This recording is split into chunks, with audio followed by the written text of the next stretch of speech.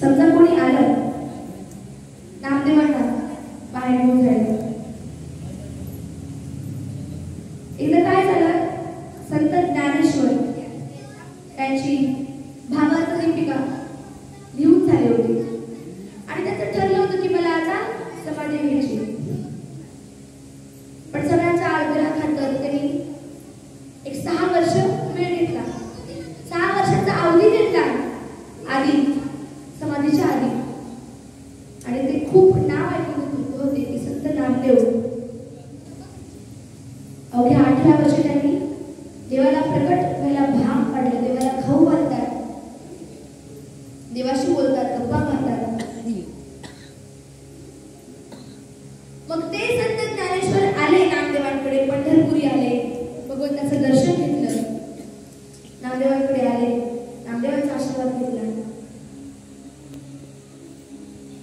म्हणले, नामदेव महाराज, ज्या कामासाठी माझा जन्म झाला, भागवत गीता आपल्या सामान्य लोकांसाठी समजावी म्हणून भावार्थ दीपिकेच्या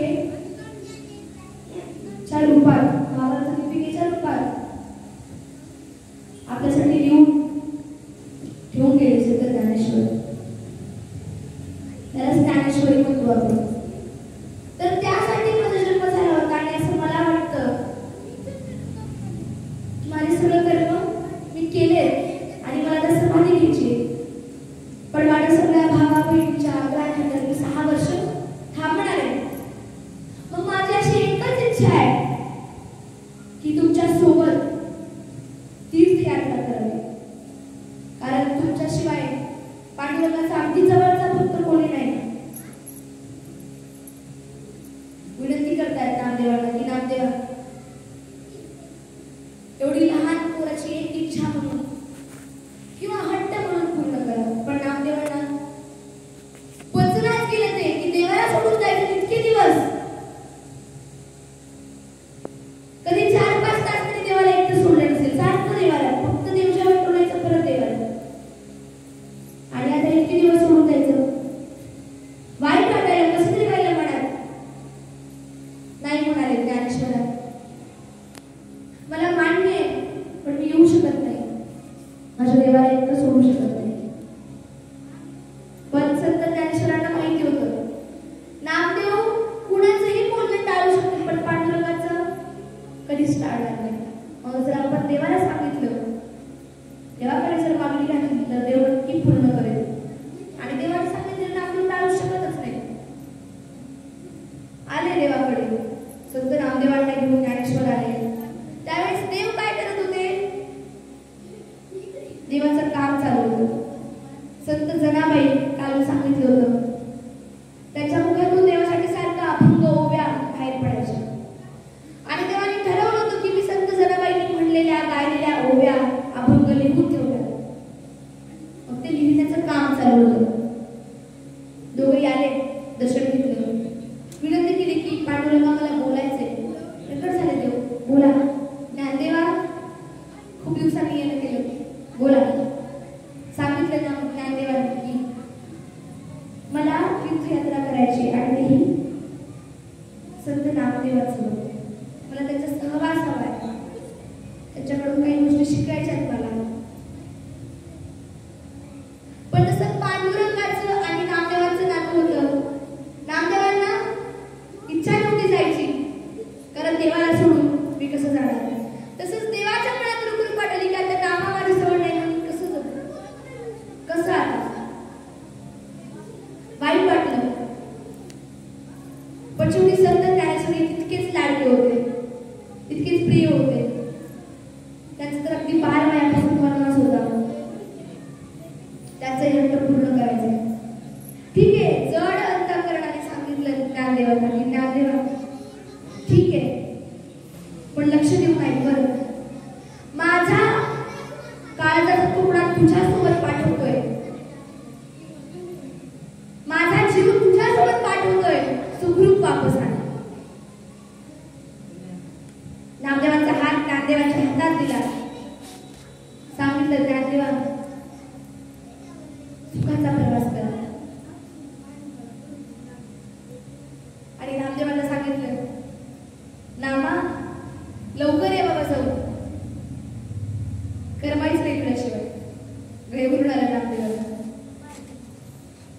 निघाले.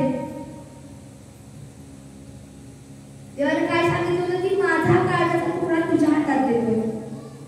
ही गोष्ट म्हणणं म्हणजे किती मोठी भक्ती असावी आणि किती मोठी साधना असावी. कारण देवाच्या काळजाचा तुकडा म्हणजे काही सोपी गोष्ट आहे का? देवाने सगळ्यांना निर्माण केले, पण स्वतःच्या काळजाचा तुकडा म्हणजे कुठल्याही पत्नीपेक्षा किती मोठी पत्नी कुठली होती? नामदेवांना हृदयात जागा होती पांडुरंगाच्या. हा अधिकार होता नामदेवांचा, हा हक्क होता.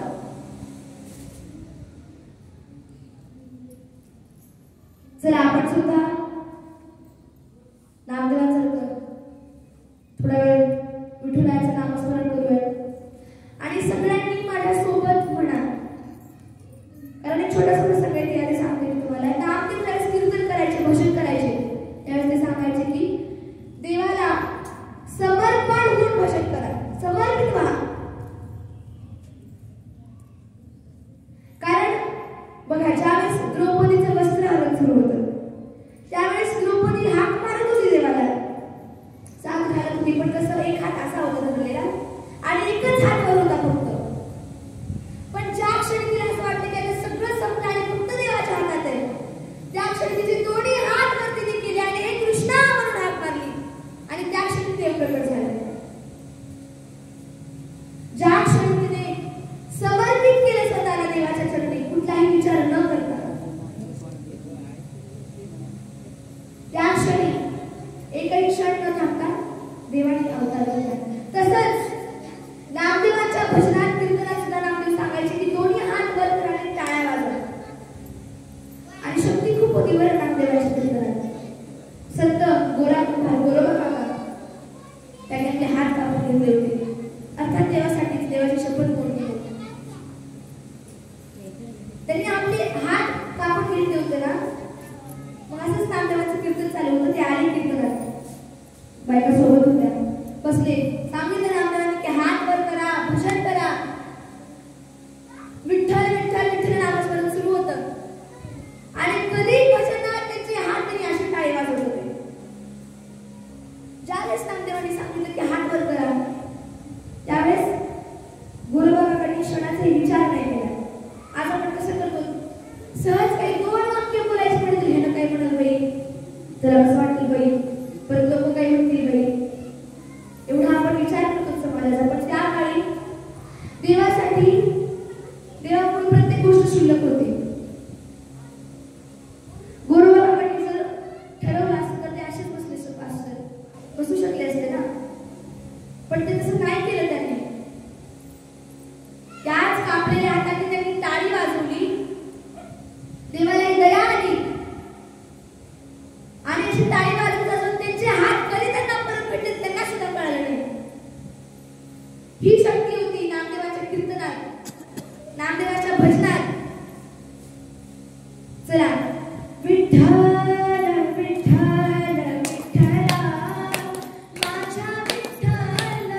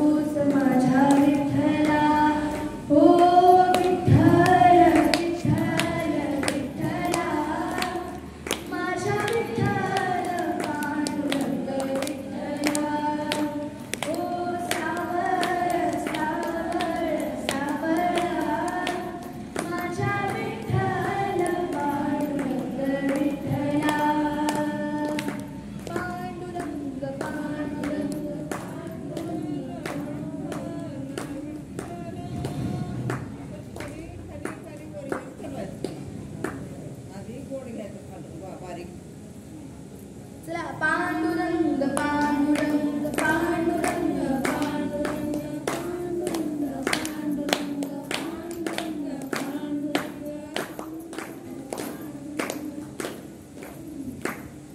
माझ्या विठ्ठल पांडुरंग विठ्ठला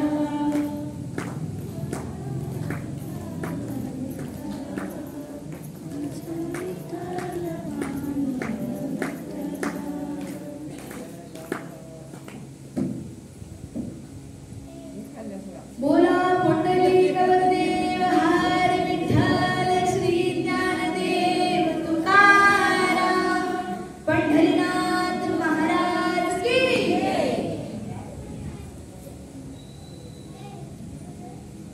आता आपण ज्ञानदेवांचे खूप प्रसंग बघितले, पण आता त्यांच्या आयुष्यातला सगळ्यात महत्त्वाचा प्रसंग, त्यांचं आयुष्य बदलून टाकणारा प्रसंग कुठला बघा.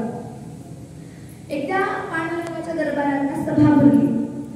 सगळे महान संत, संत गोराबा काका, संत नामदेव, संत ज्ञानेश्वर, संत जनाबाई सुद्धा होत्या, कारण त्या काळी महिला संतांमध्ये सगळ्यात पहिलं नाव होतं जनाबाईंचं.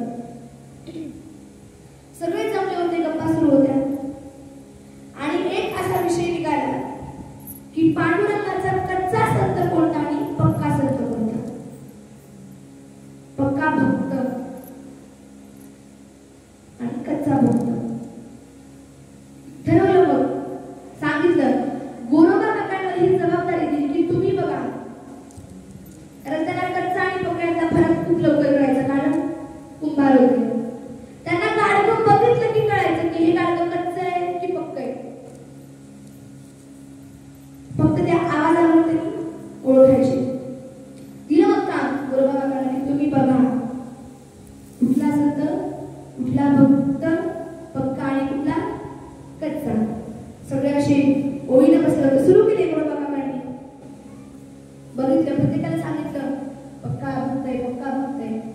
आणि आता नामदेवांजवळ आले. बघितलं नामदेवांना, परखलं आणि म्हणाले की नामदेव महाराज फक्त कच्चे भक्त आहे. हा शब्द निघाल्याबरोबर वाईट वाटतं नामदेवांना अर्थात, कारण मी तर 8व्या वर्षापासून देवाची भक्ती करतो, देवाला जेवण खाऊ घालतो, दिवस रात्र देवाच्या सेवेत असण्यासारखं माझं जगणंच देवासाठी समर्पण करून जगतो. मग अजून काय राहिलं. गेले देवाकडे, देवा हा कुठला न्याय, नाही नाही ते सगळे पक्के आणि मी कच्चा होय. बर, राग आला नामदेवांना की का असं का. हसले पांडुरंग, हसले आणि म्हणाले नामा त्याचं उत्तर कळेल तुला, लवकरच कळेल, एवढंच बोल, दुसरं काही बोलले नाही. ठीक आहे म्हणले, झाले. परत सभा बरखास्त झाली त्यांची, थांबली, सगळे आपापल्या गावी गेले. परत नामदेव लागले नामस्मरणाला, विसरून गेले काय झालं होतं. आणि असंच संध्याकाळची वेळ होती, कीर्तन आटपून घराकडे निघाले होते. आणि औंढा नागनाथाचं मंदिर होतं. मंदिर बघितलं, आले दर्शन करून जाऊया. मंदिरात त्यांनी प्रवेश केला आणि बघितलं की एक माणूस अगदी भयानक, म्हणजे खराब अवस्थेत. भिकाऱ्याची अवस्था कशी असते, कपडे मळालेले, केस, रोगी शरीर. आणि तो माणूस खाली झोपलाय आणि देवाच्या पिंडीवर पाय ठेवून झोपलाय, म्हणजे थोडक्यात देवावर पाय ठेवून झोपलाय. दिसतोय तरी कसा, निरोगी एकदम, असं बघून किळस यावी अशी अवस्था होती त्या माणसाची. जवळ गेले, राग आला नामदेवांना, तळपायच्या मस्तकात गेली की अरे अरे थोडे तरी भान ठेव, देवावर पाय ठेवून झोपलायस तू.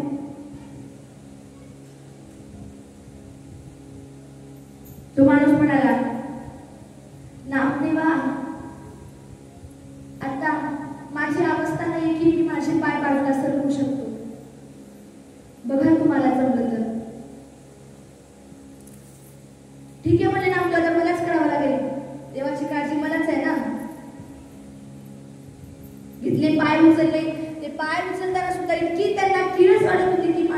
वकील होता तो, पण रागही तेवढाच होता. पाय उचलले, दुसऱ्या बाजूला घेतले, ठेवूच तोपर्यंत खालून दुसरी पिंड प्रकट झाली. आधी आश्चर्य वाटलं, परत पाय काय केले, दुसऱ्या दिशेला घेतले. असं परत पाय खाली टेकवेपर्यंत तिथे दुसरी पिंड तयार झाली. आणि त्याने जेवढ्यांदा त्यांचे पाय फिरवले तेवढ्यांदा खालून पिंडी प्रकट झाल्या. आणि अशा प्रकट व्हायच्या की त्या माणसाचे पाय त्या पिंडीवरच पडायचे. मग कळलं नामदेवांना, साष्टांग दंडवत घातला, डोळ्यातून अश्रुधारा व्हायला लागल्या. मला माफ करा स्वामी, मला माफ करा. जे डोळ्यांनी पाहिलं ना त्याच्यावर विश्वास ठेवला. आंखों देखा सच मान लिया. तसं ते कोण होते? महान योगी पुरुष, सत्पुरुष विसोबा खेचर नाव होतं त्याचं. तिने त्याच्यावर मूळ रूपात आले, आशीर्वाद दिला नामदेवांना. उठ रामा. नामदेव खाली बसले होते, कारण त्यांनी काय काय बोलले होते. मला माफ करा स्वामी, मी खूप काही बोललो तुम्हाला.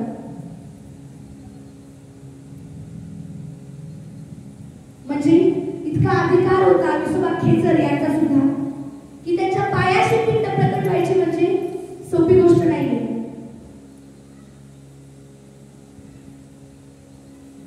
नमस्कार घेतला आणि विनंती केली की स्वामी, माझी इच्छा आहे, माझी विनंती आहे की मला तुमच्या सानिध्यात राहायचंय, तुमच्याकडून ज्ञान घ्यायचंय.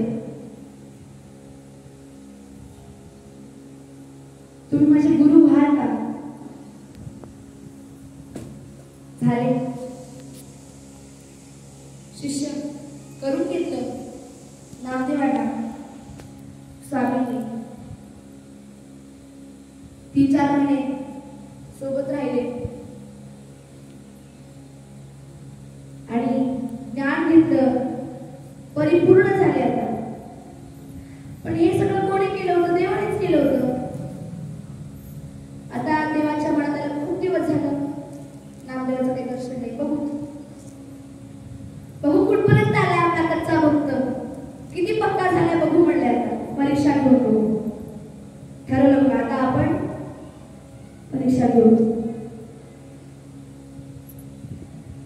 नामदेव प्रवास करून पंढरपूरला वापस येत होते. आले, दमले होते, चंद्रभागाच्या काठावर बसले, पांडुरंगाचं दर्शन घेतलं, जेवायला सुरुवात केली. जेवायला तरी सुरुवात, घास एक तोंडात घालणार इथपर्यंत एक कुत्रा आलं आणि तिची पोळी होती ती घेऊन पळाला. आपण असं काय केलं असतो? काय सांभाळता येते आधी हाणाच्या कुत्र्याला. ती चपाती आधी का खाल्ली का असं राहिली काढ. आपलं कसं आहे, ते झालेलं दात होऊ देत नाही. त्याला आपण 1000 जण वाजून ती चपाती खाली काढली असते. पण नामदेवांनी काय केलं? तुपाची वाटी होती त्यांच्याजवळ.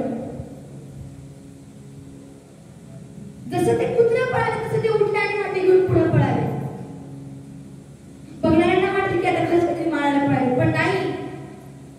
पळाले आणि त्या कुत्र्याजवळ गेले आणि त्यांना त्या पांडुरंगाचं दर्शन झालं. प्रकट झाले पांडुरंग, आशीर्वाद दिला. रामा, आता खरं तू माझा पक्का भक्त झालास. आता कळलं गुरुबाबांना तुला का म्हणाले की तू कच्चा आहेस. हो म्हणाले नामदेव, तेव्हा मला कळालं. कुठे कमी होते नामदेव? सगळं तर होतं. नामस्मरण होतं, ध्यानधारणा होती, समर्पण होतं, वाईट विचार त्यांच्या कधीच यायचे नाहीत मनात. मग गुरु नव्हता आयुष्यात. गुरुचं काय महत्व आहे ते ह्या प्रसंगावरून आपल्याला कळतं की म्हणजे संत नामदेवासारखे संत जर कच्च्या भागात राहत असतील फक्त गुरुमुळे, तर आजकाल सुद्धा आपल्या आयुष्यात गुरु करणं किती महत्वाचं आहे.